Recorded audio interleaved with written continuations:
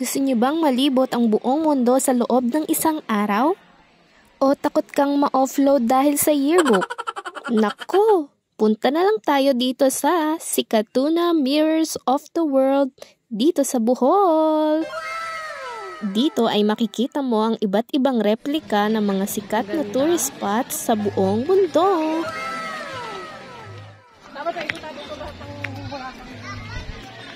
Ito ang Eiffel Tower, guys. Ang Leaning Tower of Pisa.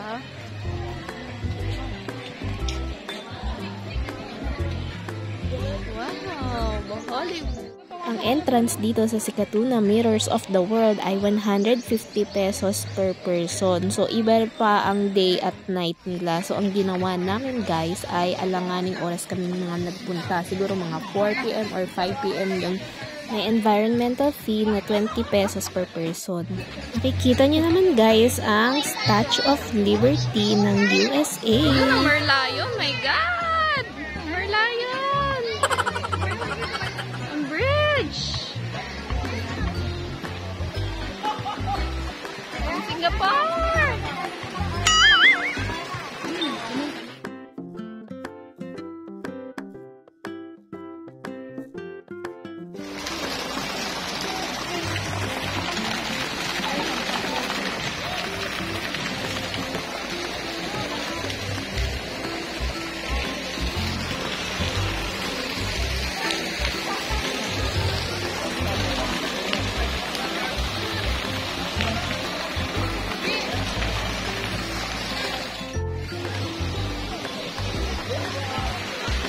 Sige, gusto mo kumakayat doon. Dito ako sa baba. Ako. Okay, akayat ka na muna doon. Sige. So, ayan, akyat tayo dun sa may Golden Gate. Golden Gate tawag dun kahit red siya. Ay, ewan ko ba kung bakit.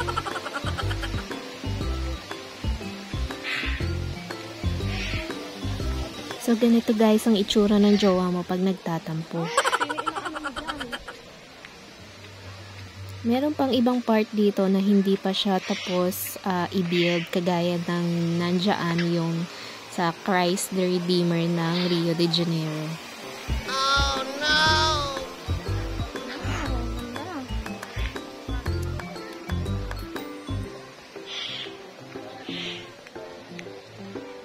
Sobrang ganda ng view na makikita mo mula dito sa Red Gate kasi kitang-kita mo ang lahat halos ng replika ng Sikatuna Mirrors of the World.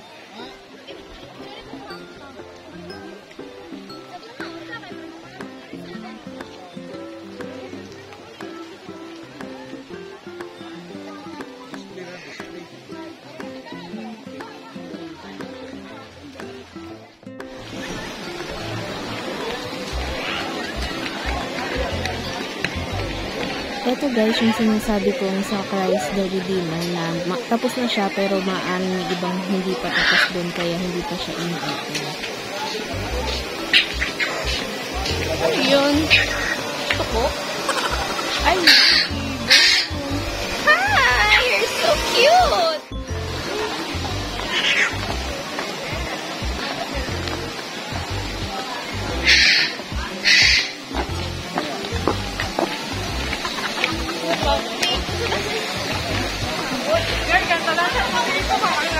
Ayan guys, so ang ganda na ng ano niya.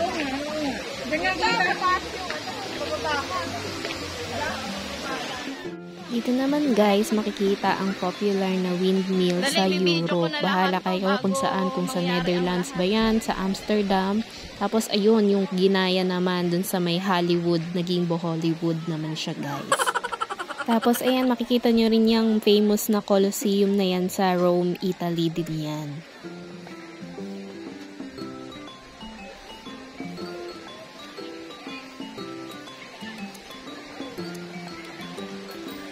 Ganda ni Merlion siya, man. Ganda ng bridge, oh. May ilaw, oh.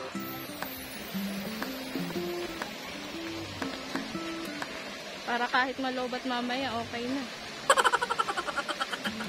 Ganda talaga ng nila. Ayun, nakaka-amaze. Next month. So tayo sa may ano na yun, no? Ayan, with meal. Oo.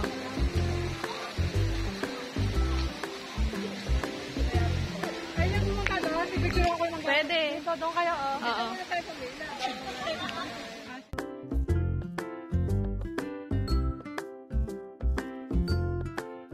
Ang batang umiihi.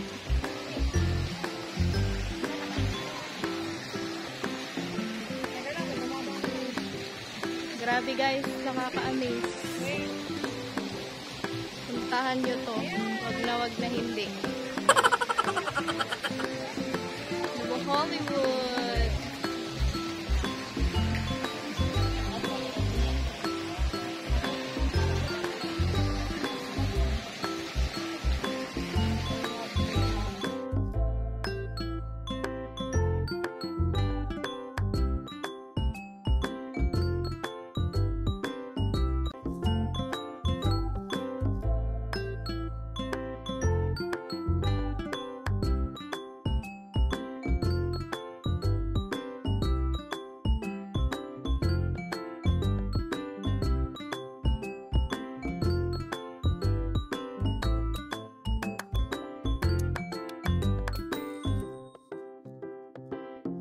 Sobrang ganda dito guys, lalo na sa gabi kasi lahat ng mga ilaw nila ay naka-open na.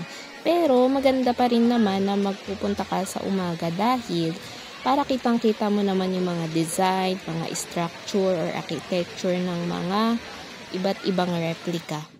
May ilaw naman ah. Ayan guys, akyatin namin to. Parang another Colosseum din siya guys. Makikita mo guys ang Taj Mahal sa India, ang pyramid ng Egypt,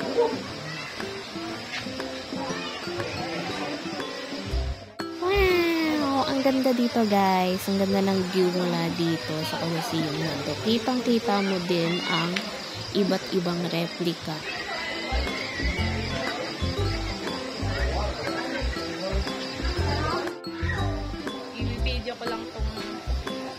Ito naman parang Buddha siya sa Indonesia or Kuala Lumpur. Pero hindi ko alam guys. Comment down below kung alam nyo kung saan yan.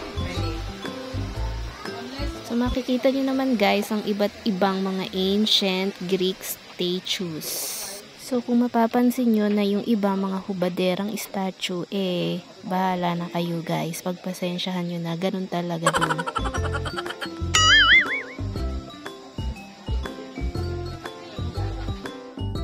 So, kapag napagod ka naman, kakalibot, kakaakyat, kakapicture-picture, meron silang cafe dito. Pwede kang magmerienda. Oo. Ay, kainan na lang pala yata to.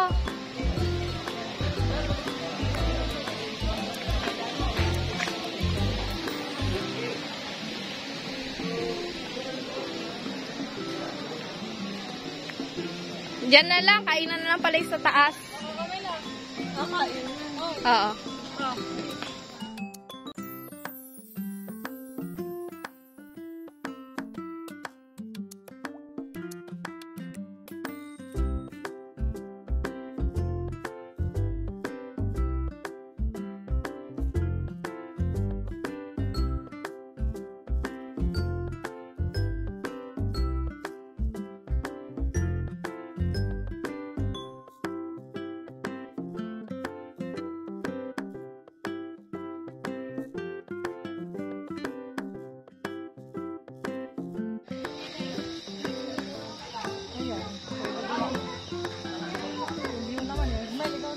So, itong may mga pula-pulang mga pailaw na yan. Yan yung Torii Gate ng Japan.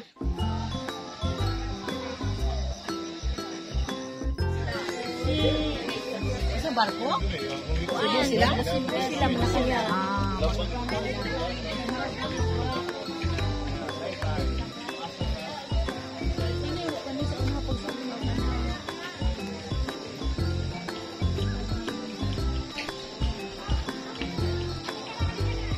Kung gusto mong maranasang maging si Cinderella, ay sumakay ka lang dito sa karuwaheng kalabasa. Wow!